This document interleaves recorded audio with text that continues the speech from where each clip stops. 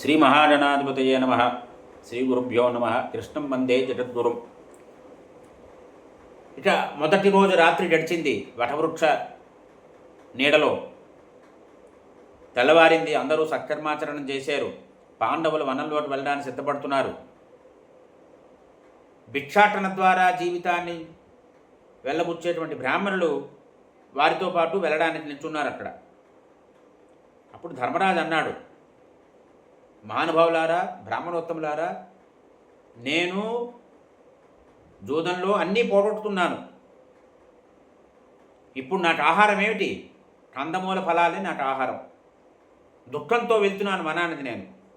ఈ అరణ్యం అనేది చాలా దోషాలకు నిలయం. ఇక్కడ సర్పాలు, భయంకర జంతువులన్నీ ఉంటాయి అని మీరు చాలా కష్టం కలుగుతుంది అక్కడ. బ్రాహ్మణానాం పరిక్లేశ దైవతాన్యపి సాధయేత్ అన్నాడు. బ్రాహ్మణుడికి కష్టం కలిగిస్తే ఆ దేవతలకు కూడా నాశనం చేస్తుంది. అంటే బ్రాహ్మణుడికి మనం కష్టం కలిగిస్తే అది దేవతలకు కూడా ప్రభావం కలిగిస్తుంది.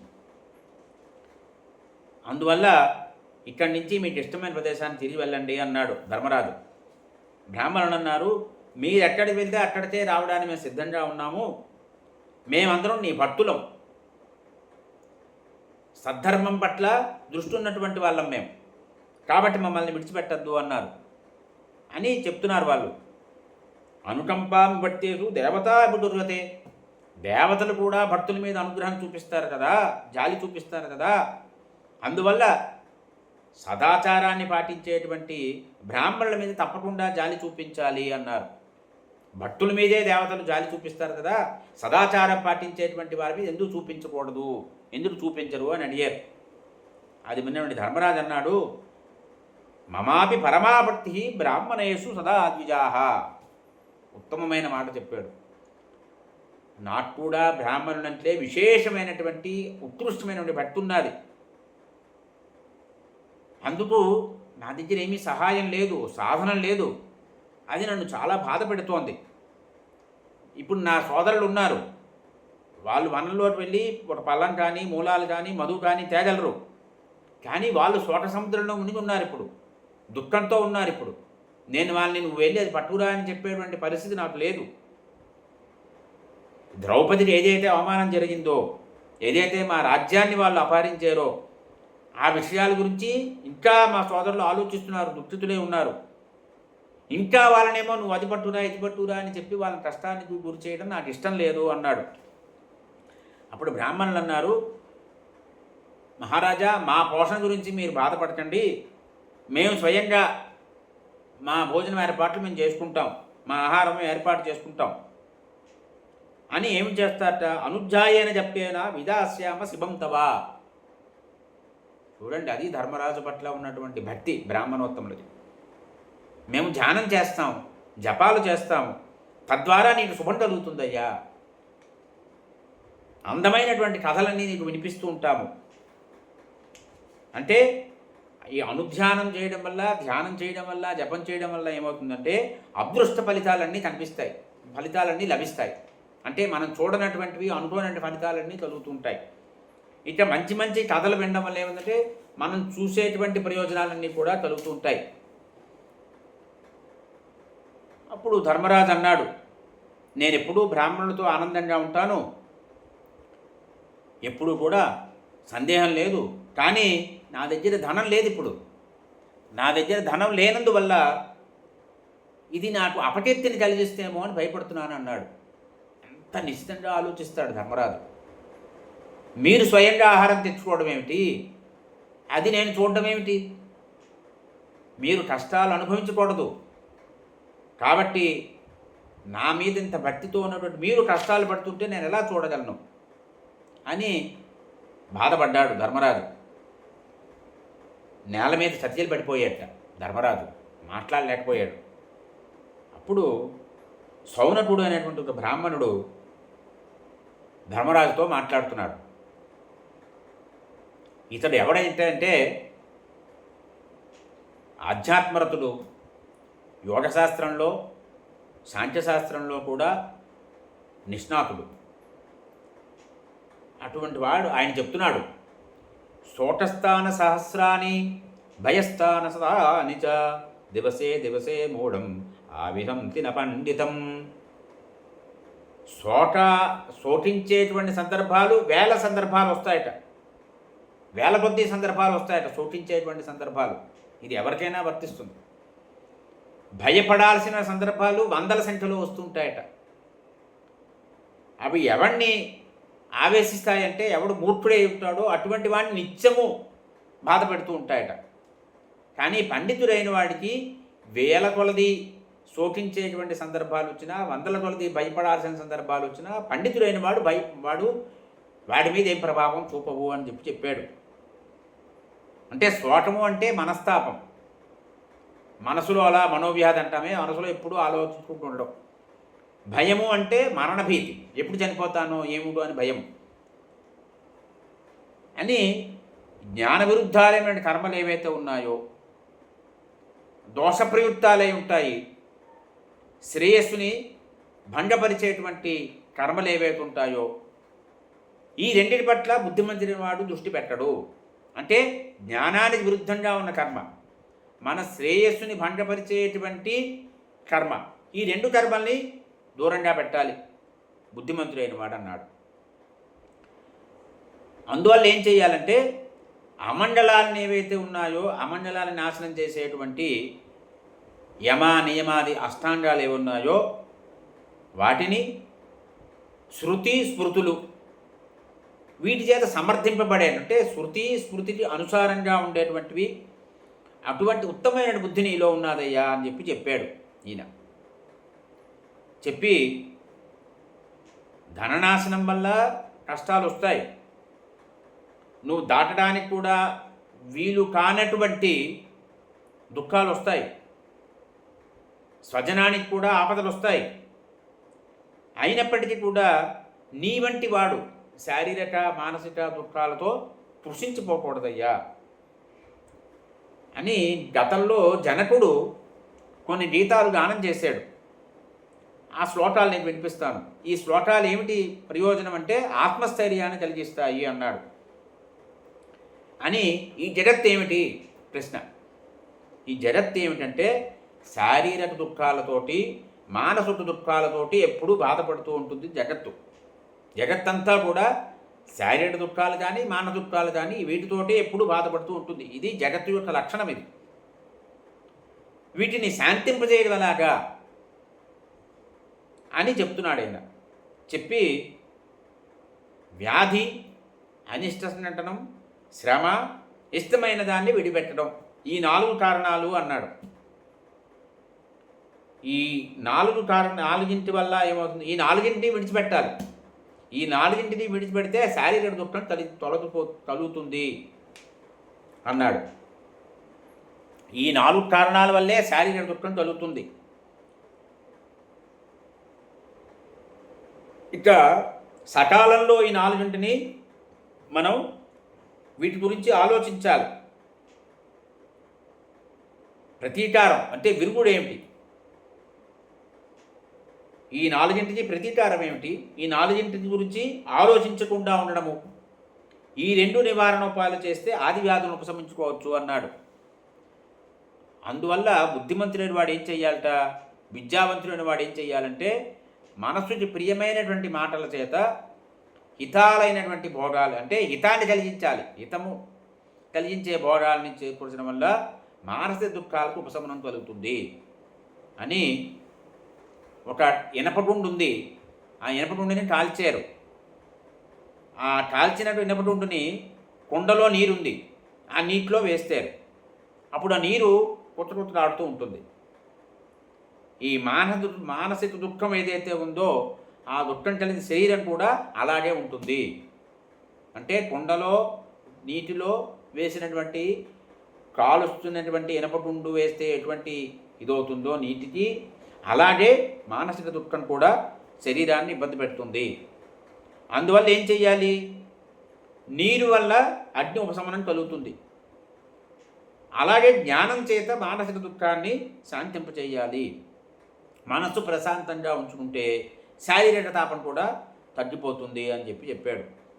అని మనసో దుఃఖమూలంతో స్నేహ ఇత్యుపలభ్యతే. ఈ మానసిక దుఃఖానికి కారణం ఏమిటి అంటే సంసారం పట్ల ఆసక్తి. ఈ సంసారం పట్ల ఆసక్తి వల్లనే జీవుడు దుఃఖాన్ని పొందుతున్నాడయ్యా అన్నాడు.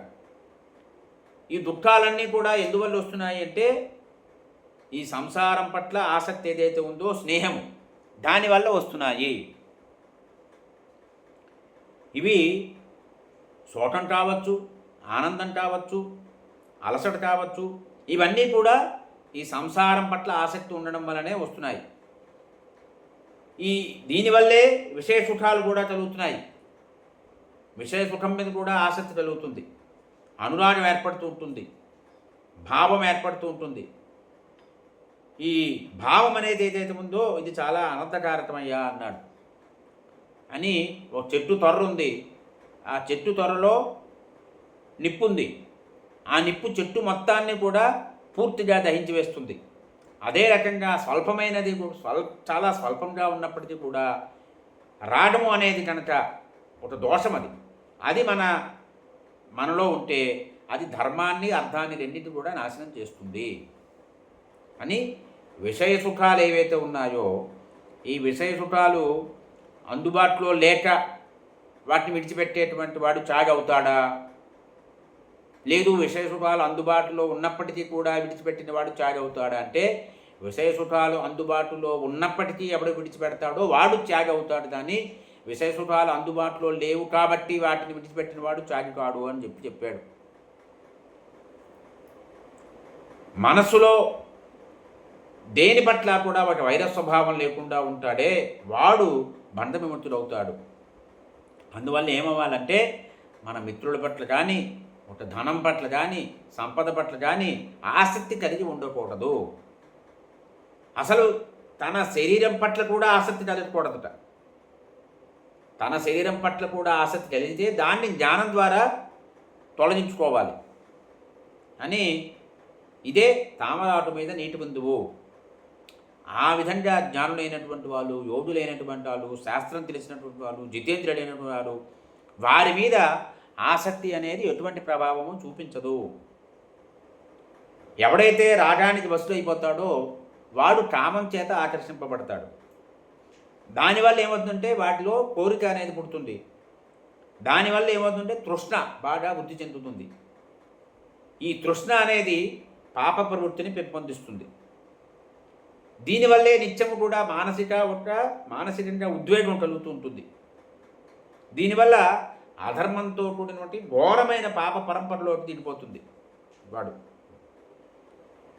అందువల్ల ఎంతటి బుద్ధిమంతుడైనా సరే ఈ తృష్ణని విడవడం అనేది సాధ్యం కాదు. శరీరం నశిస్తుంది కానీ తృష్ణ మాత్రం నశించదు. ఇది ఏమిటయ్యా అంటే ప్రాణాంతకమైనటువంటి రోగము అన్నాడు ఆయన. ఎవడైతే తృష్ణను విడిచిపెడతాడో వాడికి సుఖం కలుగుతుంది. ఇప్పుడు మానవులు శరీరాంతర్గతంగా ఉండే తృష్ణకి ఏదైతే మానవుల్లో శరీరంలో తృష్ణ ఉన్నదో దానికి ఎక్కడ మొదలవుతుంది, ఎక్కడ అంతమవుతుంది అనేది చెప్పలేము. ఇది కాలిని ఇనపటుండి ఎలా ప్రాణుల్ని నాశనం చేస్తుందో అలా ఇది కూడా నాశనం చేస్తూ ఉంటుంది. కర్ర ఏం చేస్తుందంటే తన నుంచి పుట్టినటువంటి నిప్పు వలనే కర్ర నాశనం అయిపోతుంది. అదేవిధంగా ఎవడైతే వశం తప్పిన మనసుతో ఉన్నటువంటి వాడు ఉన్నాడో సహజంగా ఆ మనసులో పుట్టినటువంటి భావన వలనే, లోభం వలనే వాడు నాశనం అయిపోతాడు అని. ఈ ప్రాణులందరికీ కూడా మృత్యు వల్ల భయం ఉంటుంది. ధనవంతులందరికీ కూడా రాజు వల్ల భయం ఉంటుంది, నీటి వల్ల భయం ఉంటుంది, నిప్పు వల్ల భయం ఉంటుంది, దొంగ వల్ల భయం ఉంటుంది. ఎప్పుడూ భయం కలుగుతూనే ఉంటుంది అందరికీ కూడా. ధనవంతుడు అందరి చేత తినబడుతూ ఉంటాడయ్యా. మానవుల్లో కొందరికి ఈ ధనం ఏదైతే ఉందో ధనం అనర్థానికి కారణమవుతున్నది. ఎందువల్లంటే ఈ డబ్బు వల్లే సుఖాల మీద ఆసక్తి పెరుగుతుంది. అందువల్ల వాడు శాశ్వతమైన సుఖానికి దూరం అయిపోతూ ఉంటాడు.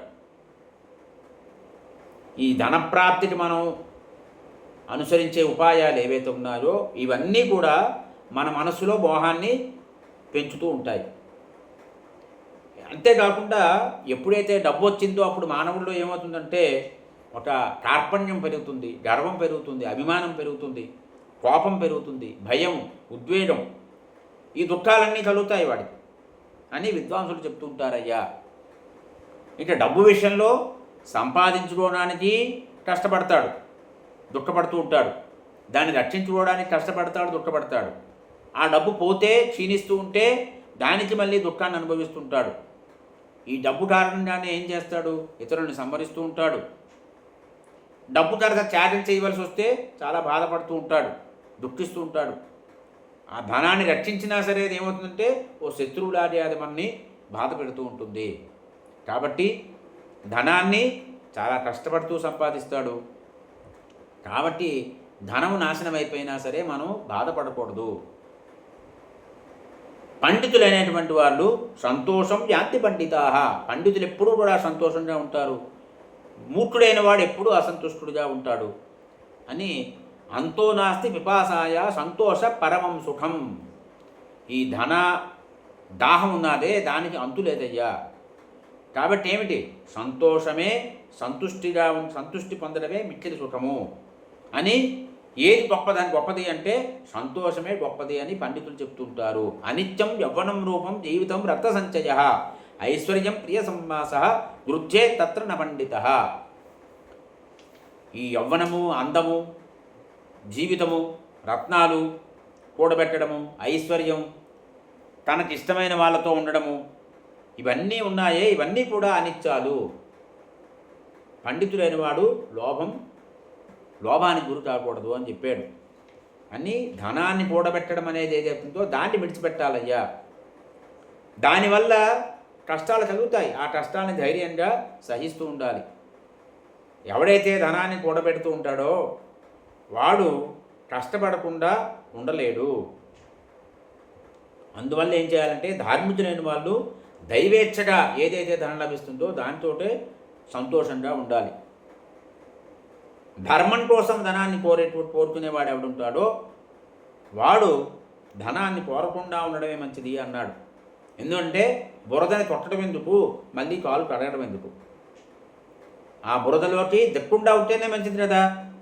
అందువల్ల ధనాన్ని ఆశించకుండా ఉండడమే మంచిది అన్నాడు.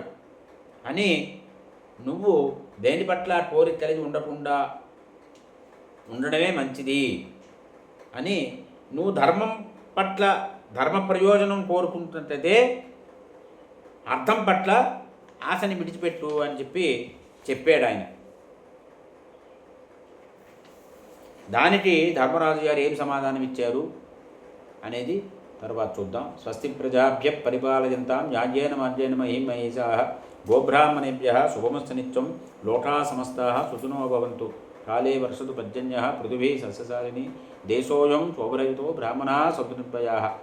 మండలం కోసలేంద్రాయ మహనీయ గుణాత్మనే చక్రవర్తి తనూజాయ సార్వభౌమాయ మండలం. నమః పార్వతీపతయే హర హర